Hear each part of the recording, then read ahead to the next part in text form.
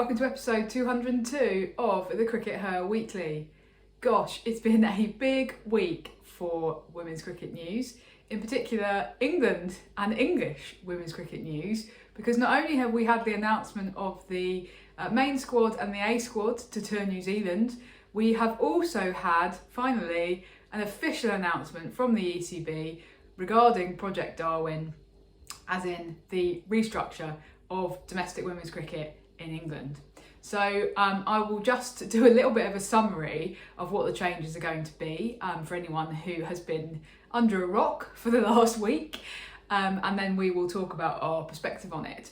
So yeah, it's happening over the next few months. So we're going to have one more season of regional cricket, so everything will look the same for the forthcoming season. But then ahead of the 2025 English season, we will have a different setup. The 8 regional teams at the moment are independent entities that are kind of joined up to various different counties. But the ECB are doing a tender process whereby the 18 first-class counties plus the MCC are being invited to submit bids and asked to kind of write into their bids the reasons why they should be given the rights to host these 8 professional women's teams. So the regions are going back to becoming counties, essentially. There's also some important stuff going on underneath that, because it's not just all about the stuff that's happening at the top, although that's what we've got most detail on at the moment. There's going to be these 8 teams in Tier 1 attached to counties, but then underneath that there will also be a Tier 2 and a Tier 3, with also those teams attached to counties, but they will not be professional. There will be some funding available from the ECB, so there will be a lot more funding going into recreational county cricket than there is at the moment, and it will be kind of moving towards being more of a professional structure, but the players themselves in tiers 2 and 3 will not be professional as we understand it. So there's a kind of sort of a bit of a holistic restructure going on, but the main key point is that instead of there being regional teams, which they created in 2020, it's now going to be counties. Sid, your thoughts, please. Well, I mean, first of all, just thinking about the process. I mean, you know, as Elvis once said, "Love me tender." No, I mean, the very fact that they've been very transparent about the tender process is, first of all, is kind of really impressive. Yeah. They've actually released the tender document to the media, and they've done this press conference up front. And it's something that came across. You spoke to a few players for an article that you wrote for today's Observer, available in all good news agents. And the players really emphasised that, didn't they? I mean, what did Katie Levick have to say about that process, Raf? Yeah, absolutely. So there's definitely a feeling that the players have been consulted. And Beth Barrett-Wild has spent several months in consultation with the PCA Women's Players Committee, and Katie Levick, when I interviewed her, basically said we feel much more comfortable this time around than we did last time, because we actually know what's coming and we've been able to feed into the tender document, because we've been able to kind of put our views in and say where we think that maybe some of the teething problems might be. So, for example, some of the players might be a bit concerned about having to relocate. So how's that going to work? I think there's talk of there potentially being some relocation money from the counties built into the tender bid documents. But basically, she just said when the regional structure came in, it got to the end of the 2019 season, we had no idea what was happening, but this time around we really feel that we do know, and that we've kind of we've been asked what we thought, basically, and that is really important. Yes, I think that's really important, that this open process. Yeah. As for the actual process itself, I think that I'm largely on board on it. I mean, one key factor for me, as I do feel that this is the last chance, and this is also something that you said in your Observer article. You almost quoted Eminem there, like that success is my only option, failure is not. I think Eminem threw in a few more colourful words in the middle of that quote. But this is the third restructure in the space of 10 years. This one's really Yeah. got to go right. This Absolutely. is going to look very bad if there's another restructure again. You in 3 can't years' time. keep moving things in and out of the county structure and expect the counties to continue to be on board with it, and expect the people who are actually working to develop county cricket to be on board with it, because there are people who are very frustrated that 4 years ago they were told by the ECB unequivocally, oh, women's county cricket, we're not really we don't see that as a big pathway to develop professional structures, and we think that women's county cricket is not very worthwhile, and we're not really going to fund it.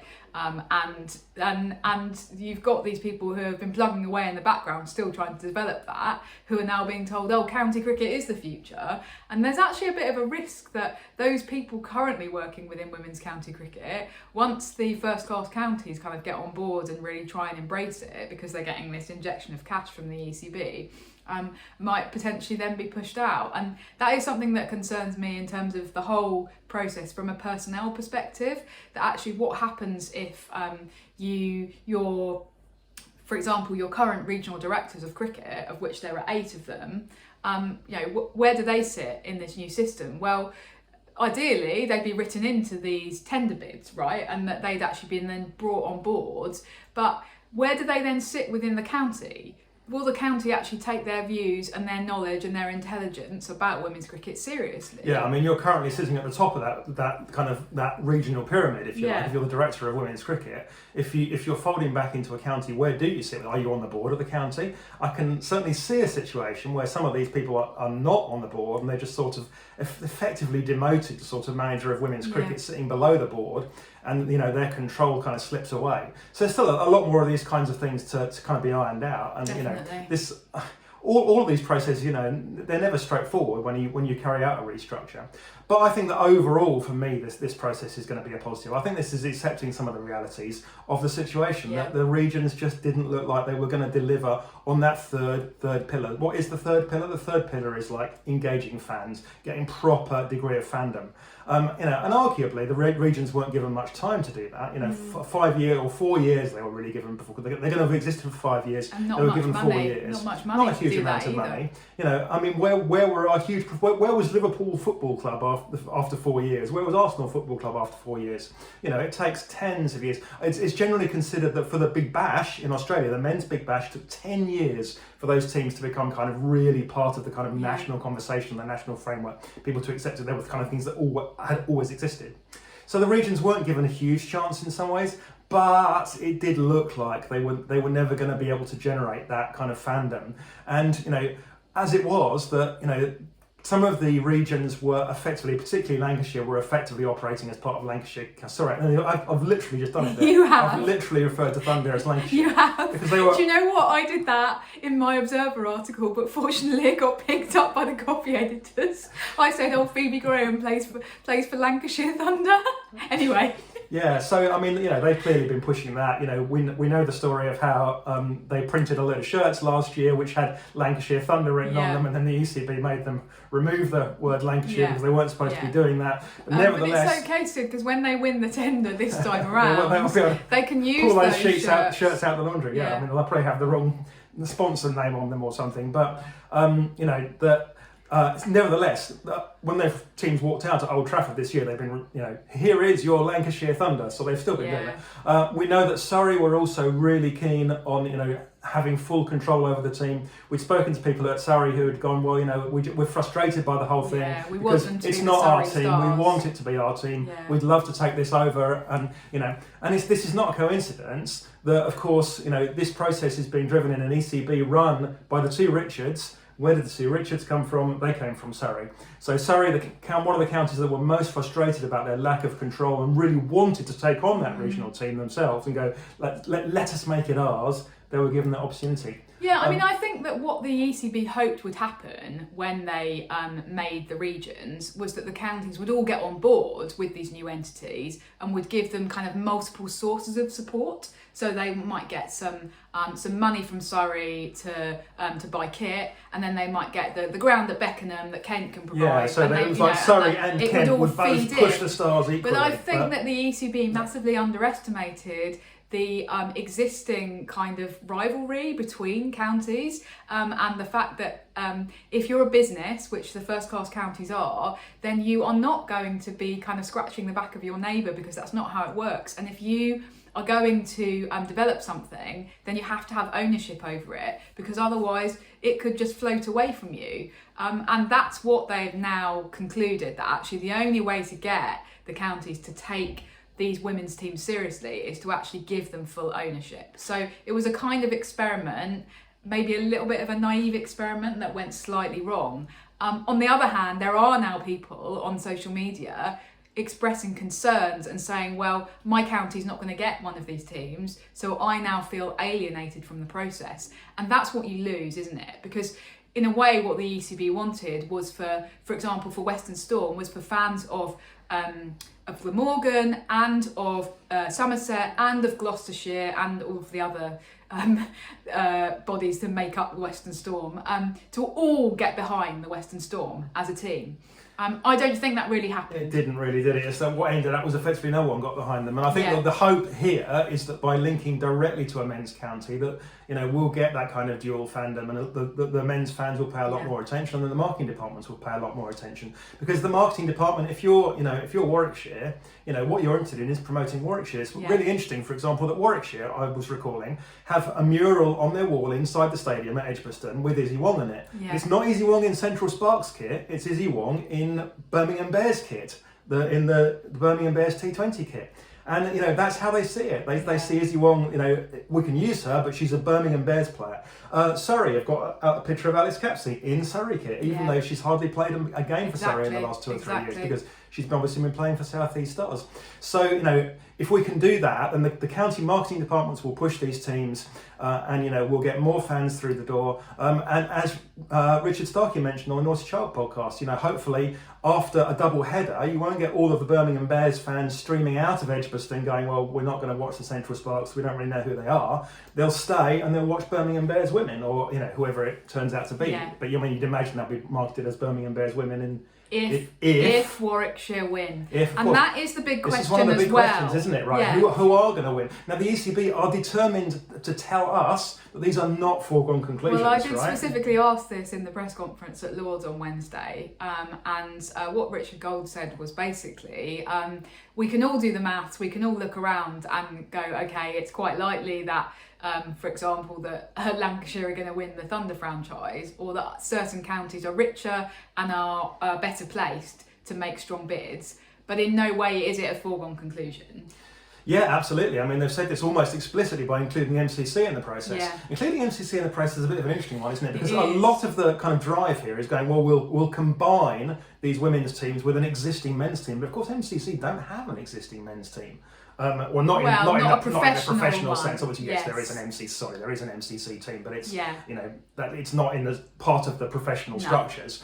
So the MCC one is an interesting one, but what they're saying really is that it's not a given that Middlesex will get this, and perhaps Essex will get it. Or the MCC might get it. I think Essex are very strongly placed actually, because I think that everyone kind of knows that Middlesex are having really tough problems, and I think that MCC could potentially put together a strong bid because they've got the finances, but it just sits a little bit oddly then alongside this whole new structure. It feels a little bit like including Loughborough Lightning as a host, or including Loughborough University as the host of Loughborough Lightning in the original KSL. It's just a bit weird to have one entity that isn't the same as the other entities. Yeah, and I think Essex is strongly placed. Their ground is the ideal size for using for one of these kind of women's teams, because you're much more likely to fill up that ground, and obviously much more economical to open that ground at Chelmsford rather than if you're Middlesex and you're trying to claim that you're going to open Lords an extra 25 times. It's just not going to happen, right? I mean, Lords is already pushed for opening days. It's already, so it's not going to happen. So Essex are in a great place. Yeah. Durham are also apparently, we're hearing on the grapevine, Durham are going to push very hard. They're pushing to win the Diamonds. And there's some interesting questions there. I mean, you've mentioned relocation. That's an interesting one there, because of course the current kind of northeast franchise players are all located around Leeds. Durham's a long way you can't commute daily from Leeds to Durham. That's it's 2.5, 3 hours drive. Yeah. So you're talking about people moving house, and that will be a big ask. But one other question I had, Raf, that you can perhaps tell us the answer to is what happens to the other players So, for instance, currently, if you're at Gloucestershire, what happens to the current Gloucestershire women's county team if and when Gloucestershire get that kind of Div 1 Super County franchise? What happens to the existing kind of amateur county team that played several games? They had quite a full calendar last year. They had a load of T20 and one-day fixtures. Yeah. What happens to them? You're meant to call it Tier 1, by the way, instead of Div 1. Div 1 was the old Women's County Championship, so get with the programme. So what happens? Well, again, this was actually tackled in the press conference on Wednesday. The idea is that the existing county players at that team, who are basically all currently amateurs, would have the opportunity to push for a spot in the Tier 1 team, so to become professional. Now, you're looking very sceptical, and I agree with you that scepticism is probably warranted, because the idea that somebody who has done next to no professional training or really had access to those facilities or that year-round coaching is going to be able to compete for a spot is probably unrealistic. Well, they'll be competing with the 15 professional players that are currently playing. I'm afraid that the ECB's answer to this isn't great. It's basically go off and play for your neighbouring county. Okay. So that is probably a little bit of a concern, in that you are potentially then disenfranchising people to continue to play for the county that they currently play for. But on the other hand, you are then also putting a structure in place that future girls who grow up in that county can aspire to represent that county professionally. So it's probably a move in the right direction, but like many things in women's cricket, while it all beds down, it does have an unfortunate knock-on effect on the people who are currently at the top end of the recreational system. Now, one other thing that we should talk about is what's the situation with promotion and relegation there, Raf? What's happening Doesn't with that? exist, Sid. Okay. Not happening, and that does make sense. It's similar to what the FA did with the Women's Super League, isn't it? It's that in order for these teams to, or for the men's club, I suppose we shouldn't call them men's counties anymore, in order for the counties to actually kind of invest in a way that they can then see a long-term future for this team, there has to not be that continuous disruption of teams moving up and down. You just can't have that risk. And I think that although the ECB have held out the carrot of there being potentially promotion and relegation, in 3, 4, 5 years' time, I don't think that's ever going to happen. I can't see it. Well, I think that they're keeping that, they're trying to keep that door open so that, because there are going to be big teams that do miss out on hosting a Tier 1 team, for the reason partly that there needs to be an even geographical spread. So we talked about, for example, Essex being a good contender, but what about Surrey v Kent for the Stars? What about Sussex v Hampshire for the Vipers? There are some big battles here. There are going to be some disappointment. There's going to be a lot of disappointment amongst a few teams, and so the idea of kind of offering that carrot of a potential promotion into Tier 1 is, I guess, an effort to try and say to those counties who will end up hosting a Tier 2 team, you aren't completely out of it. Yeah, I can see why they're saying it. I think it's more likely that Tier 1 will just expand and become a 10 team. A 10-team tier in 2029, and so then you would actually have room for, so you can hold out a carrot without Kent or Surrey, whoever doesn't win, someone. And let's say Sussex v Hampshire, whoever doesn't win that, you can then bring in a couple more of those big players, and so that means that what those Tier 2 counties do between 2025 and 2029 is really significant still. Okay. Anyway, I think there is a lot of anxiety because amongst the regions, we talked about the players that I've spoken to feeling quite positive about it, but there is obviously anxiety. It's another big change. It's another big upheaval. There are lots of unanswered questions. It's going to be really interesting to see how the process unfolds.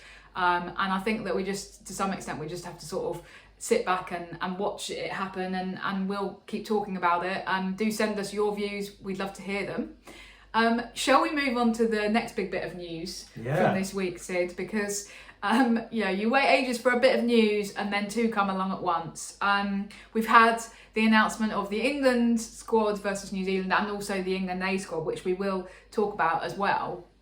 Now, this follows on a little bit from the conversation that we had on last week's episode about the WPL, because they have released two separate squads for the first 3 T20s and then the second 2 T20s.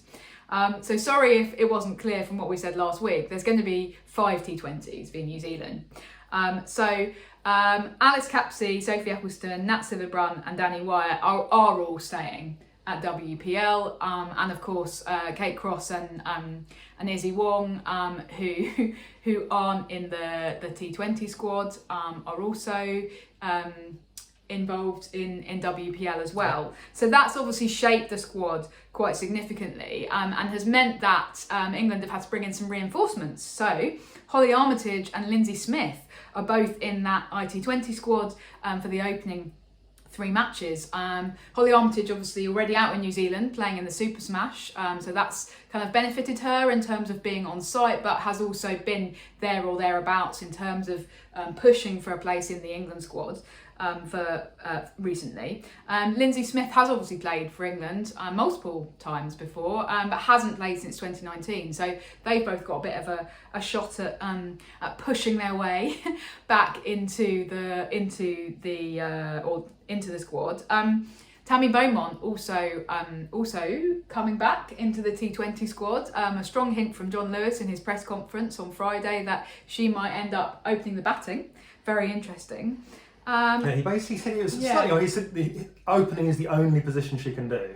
It's like it's the only potential role for her is an opener, and that's why she wasn't considered, because they were, they had Dunkson, Danny Wyatt doing interesting that. Rationale. So we might see her in there. Do you want to talk a bit about that John Lewis press conference, Sid? Yeah, it was one of the odder press conferences. I think there were a couple of particularly odd things. The first was that about Freya Kemp. We had a press release. Yeah. And the press release said that Freya Kemp has had a recurrence of her injury. Her back injury, and that she will be going with the A team, and that she will be playing just as a batter. John Lewis hadn't read his own press release. And he started saying, "Oh, there's nothing wrong with her. There's no injury. We're just being cautious." It would have been fine for them to say, "Oh, we're just being cautious." But mate, your press release just told everyone that she was injured. Yeah. So and honestly, I believe the press release there. Because they haven't retracted the press release. She's going to be playing in the A squad as a pure batter. So she has had an injury, and John Lewis basically misled the press. Yeah. Well, it was a bit odd, wasn't it? Yeah. And then right at the end, another odd moment, right at the end, someone asked him about the domestic restructure. Yeah. And he didn't know what he was talking about. He waffled. He did that thing that men, and it's mostly men, often do. When they don't know anything, they waffle and carry on waffling. And he waffled for almost 5 minutes. I've never heard you waffle, Sid. Never heard you waffle. He clearly didn't. He knew very little about the domestic restructure beyond a very high level, and he just blah, blah, blah, blah, waffled. I thought that was a bit strange, because it was very obvious that he would be asked about it, because it's been a huge piece of news. And he hadn't prepared for it. Robbo would never have done that. Robbo would have known exactly what it was all about. If Lottie had been up there, Lottie would have known exactly what all that was all about. Well, of course she would. He did not know about their own restructure. And the other weird thing is that presumably he's with the England girls at Loughborough at the moment, and this must be like the number one topic of conversation. Yeah. So yeah, a bit strange. A couple of kind of pieces of interesting information that or interesting things that he said that came up in the press conference. Well, one of them was in relation to the WPL. Apparently the ECB actually asked New Zealand Cricket to move the dates of the tour, and they said no. So that's interesting when you're kind of assigning responsibility / blame for the situation that we've ended up in. He did say that he is hopeful that this will be the last time this happens, because he thinks the boards will get together, put their heads together and come up with a proper window. Yeah, and that's what they need to do. I think is interesting and kind of optimistic, because in the men's game, the BCCI has very much just gone, we decide. And we'll tell you if you're lucky. So can things be done differently in the women's game? Let's hope so. John Lewis obviously hopes so. He also said something about the captaincy, the England captaincy, because obviously Heather Knight has completely dropped out of WPL, and she's going to be with the England squad from the get-go. And he kind of said that if she was going to be in the WPL, then John Lewis was going to look at other options for the captaincy, because obviously Nat wouldn't be there either as the vice captain to stand in. So that what was the phrase that he used, Sid? Well, he said it would have given us the opportunity to look at other options for the captaincy for the future. So that gives you some insight into presumably Heather Knight's thought process in deciding not to go to the WPL, because as we know, she doesn't seem massively keen for there to be a named captain in waiting, which would have apparently come about. And they would presumably have had to have picked one of the younger players. They'd have had to have plumped for, Dunks or Charlie Dean or whoever. Yeah. And somebody given that who to they her. genuinely think could be the next England captain. Yeah, so and the other thing that John Lewis said that I thought was a bit odd was kind of justifying his own position with UP Warriors. He is leaving the WPL so that he can join the England squad on, I think he said the 12th of March, so about a week before the matches actually start in New Zealand. And when asked what UP Warriors made of it, he was just like, oh, they've been fine with it. And, I reckon that the players will probably be fed up with me talking. If they get to the final, they will already have had all my input, and so it won't matter.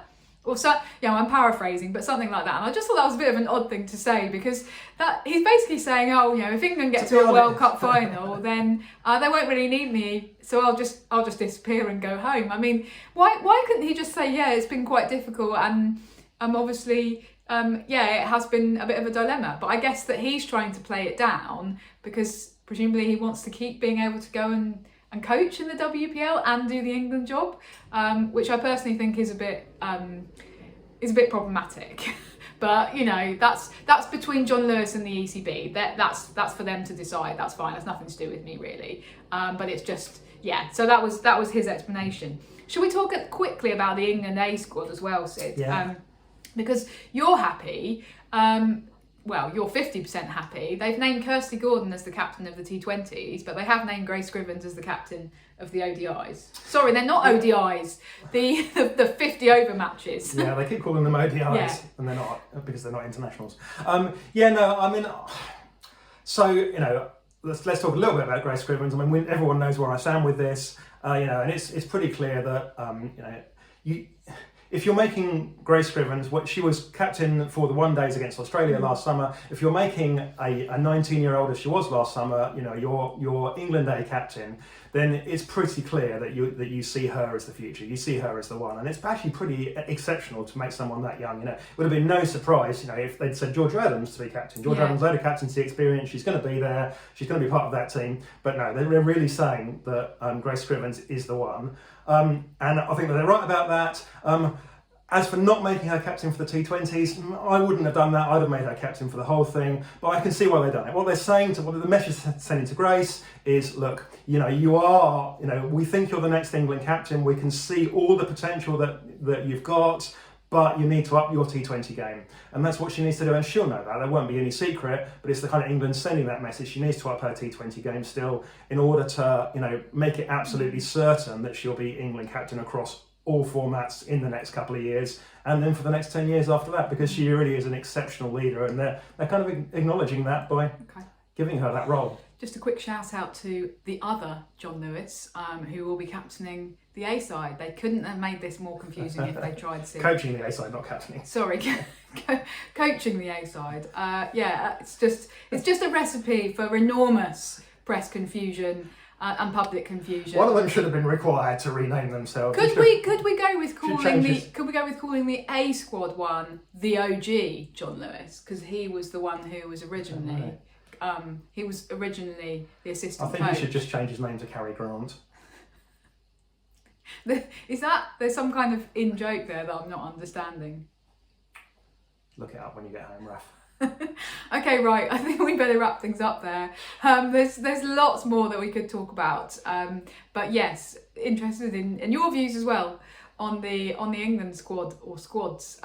Thanks for tuning in, and we'll be back in a week. Bye-bye. Bye.